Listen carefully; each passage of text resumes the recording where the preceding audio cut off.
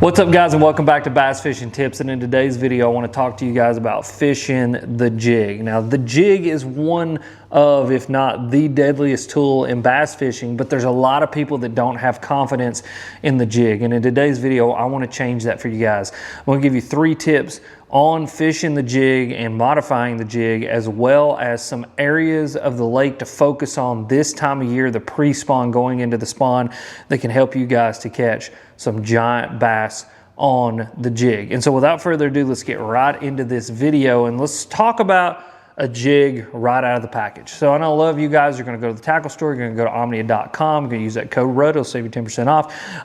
But you're going to go there and you're going to buy a jig, and you're going to get a brand new, let's say like the Berkeley flipping jig here, and you're going to get it out of the package and it's going to look a lot like this right here. So you got a ton of excess skirt material down here.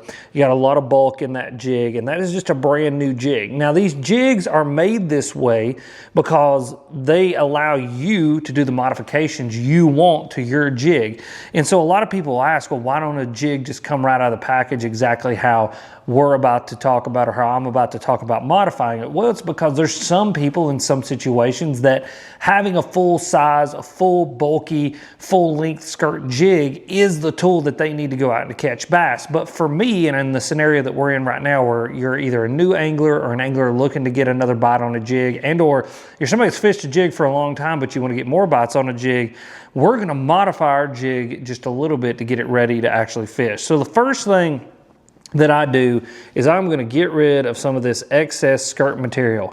You know, a lot of people are going to take this jig right out of the package like it is. They're going to thread a full-size trailer up onto the back of this jig so that the claws hang below that skirt material, and you're going to have a 4 or 5 inch presentation.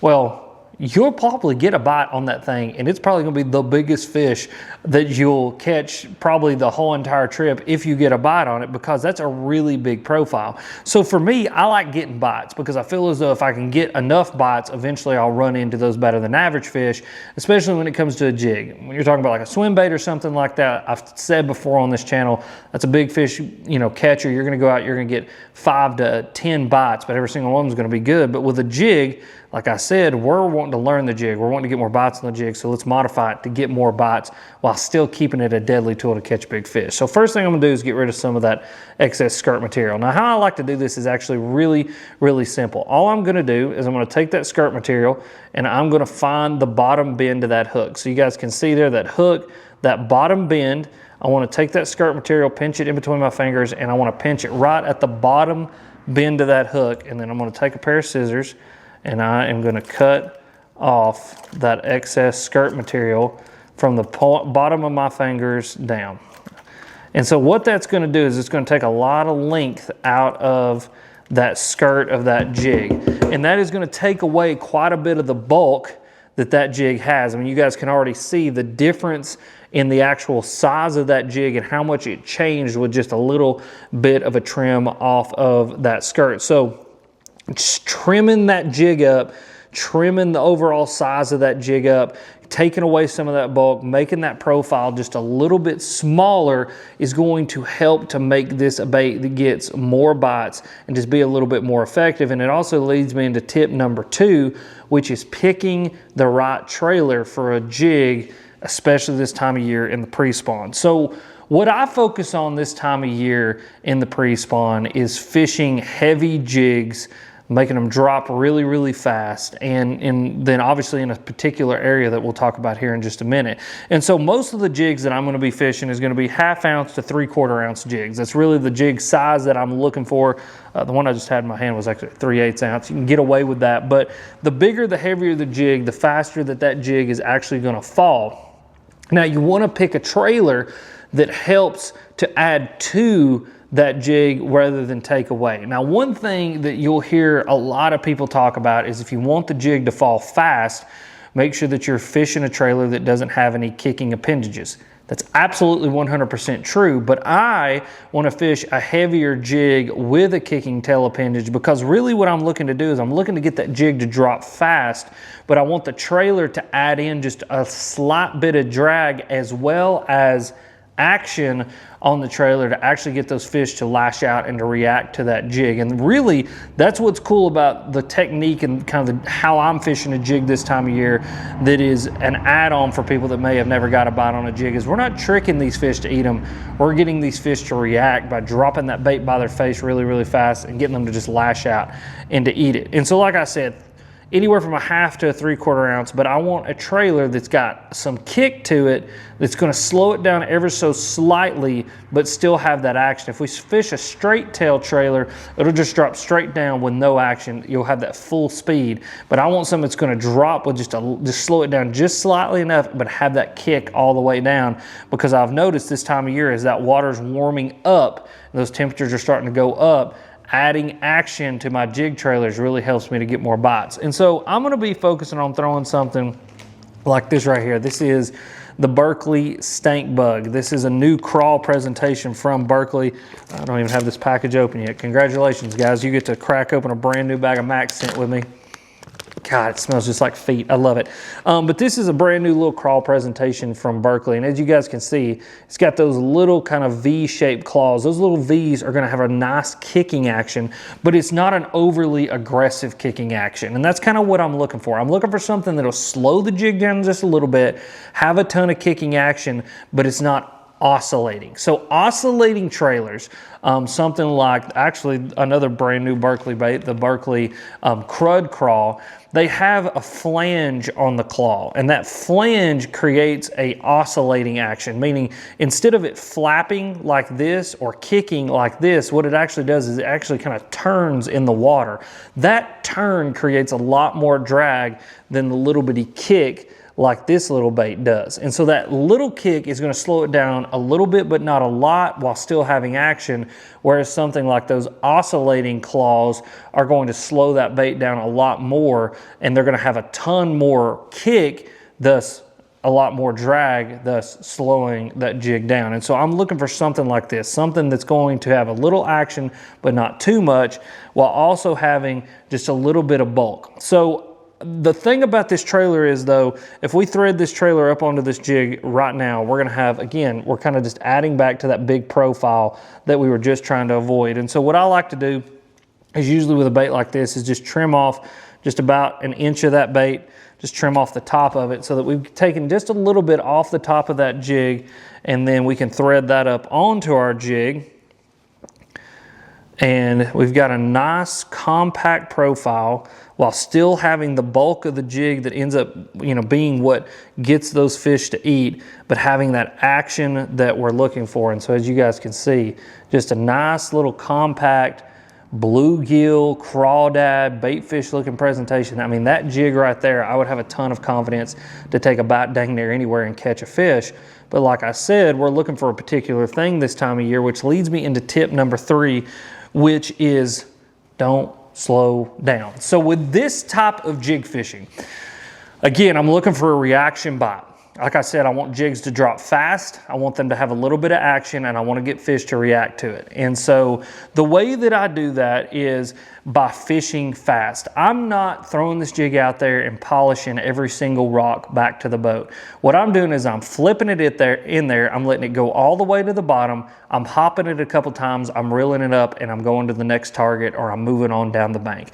The reason that I'm doing that is because, again, I'm wanting fish to react to this bait. I'm not trying to trick them with this bait. And oftentimes what will happen is you'll flip that jig in there, and they'll either hit it on the fall, or they'll follow it all the way down to the bottom. When it hits the bottom and you make that first or second hop, they'll react to it and they'll actually eat it.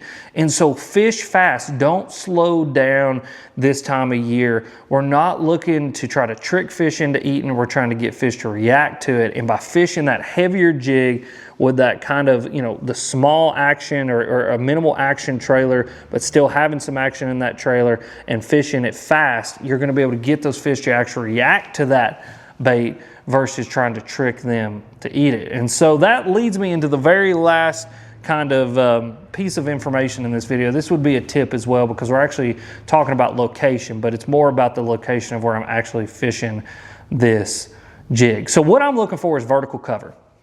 This time of year, pre-spawn, going into the spawn, I love vertical cover. Bass love vertical cover. What vertical cover provides for a fish is the ability to freely move up and down in the water column without having to move too far. So, you know, when you think about the horizontal and vertical plane, so you got vertical, you got horizontal, which is this one. So that vertical movement for a bass is a heck of a lot easier than that horizontal movement for a bass.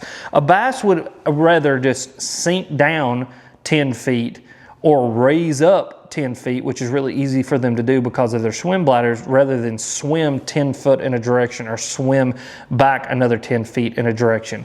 And so this time of year, looking for that vertical cover, whether that be bluff walls, whether it be sea walls, whether it be boat dock posts, standing timber, anywhere that there's something that's straight up and down, that's what those bass want to get on. Because this time of year inherently, you know, it's very warm today and we're kind of on a little bit of a warming trend, but it's still the springtime. We can have a cold front move through that drops the air temperature, you know, 20 degrees. It drops the water temperature 10 degrees, and those bass no longer want to be in 4 foot of water. They want to ease right back on down into 15 foot of water. And so again, having that vertical cover where they can just sink down and get in a more comfortable zone versus having to swim out 15 feet to get in a more comfortable zone is what we're looking for. Now, that all plays back into exactly what I just said. If we're fishing that vertical cover, then we want that jig that I was just talking about. We want it heavy, we want it dropping fast. Once it hits the bottom, we're going to hop it a couple times if they follow it down, and then we're just going to keep on moving because we're trying to get those fish to react. Now, what am I looking for? Like, how do I find a piece of vertical cover? So I'm going to actually pull up some mapping here. And normally you can find that vertical style cover anywhere that there's a bend in the river channel. So you'll have a, you know, like a river channel running down even the center of a lake or down a river itself. And when that thing actually bends, that outside bend of that river channel is what is going to be the most eroded. It's what's going to have the most current on it. And it's what's going to, over time, be the most vertical piece of cover probably anywhere on your body of water. What's also an additional awesome thing there is, like I said, that river current constantly flowing into it. Those fish are going to sit on that vertical cover with their nose into the current, waiting for things to be brought to their face. So not only is it somewhere where a fish feels super safe, where they feel like they can get there and not be ambushed by something, but it's an area for them to be able to have food come straight to their face, and for them to ambush something, and for them to be able to kill bait a lot easier. Now, if you're looking for more vertical cover, like whether it's standing timber or boat docks or something like that, that all kind of is dependent on the lake that you're fishing. You know, there are marinas that are going to have, you know, a lot of vertical cover in them. There's going to be areas of the lake that has standing timber, that has a lot of vertical cover in it. But the thing about all of those areas that you'll notice is normally they have access to deep water. And so that's another big thing that I look for this time of year, is not only is that cover vertical, but it also is in deep water, because you can have a seawall that's a very vertical piece of cover, but it only has like 5 foot of depth on it. What I'm looking for is vertical cover that has 20, 25, 35 foot of depth on it. And you can oftentimes find that in man-made marinas and stuff like that that have boat dock posts, and or just find it around boat docks, because a lot of the times we as humans, when we build those boat docks, we will actually dredge out those areas, so it makes it easier for them to find hard bottom to actually mount those boat dock posts into, as well as make it deeper for people to be able to easily access the water with their boat. You know, you don't want your prop hitting, and so they'll dredge out a lot of those areas. And so focusing on those areas is super key, because not only do you have that vertical cover, but you also have the access to deep water, because if a fish wants to move down, they have to have the water to actually move into. It's kind of common sense, but a lot of people don't think about that. They'll look at a seawall and they'll go, well, this is vertical cover, this is straight up and down, but not realize that that seawall is only in 5 foot of water, where the boat dock right around the corner is dredged out 15, 20 feet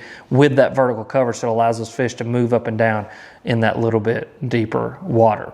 But yeah, guys, that's simple kind of breakdown of jig fishing this time of year that I think is going to help you guys to catch more fish. There's a lot of jig videos out there. There's a lot of people teaching you how to fish jigs, and this is just one of the ways that you can use this super versatile bait. And this definitely won't be the last jig fishing video that I do on this channel because of how versatile this bait actually is. But this is just one of many applications that you can go out and you can catch big fish this time of year. And if you want to check out some more jig fishing tips from me, click this video that's popping up right here.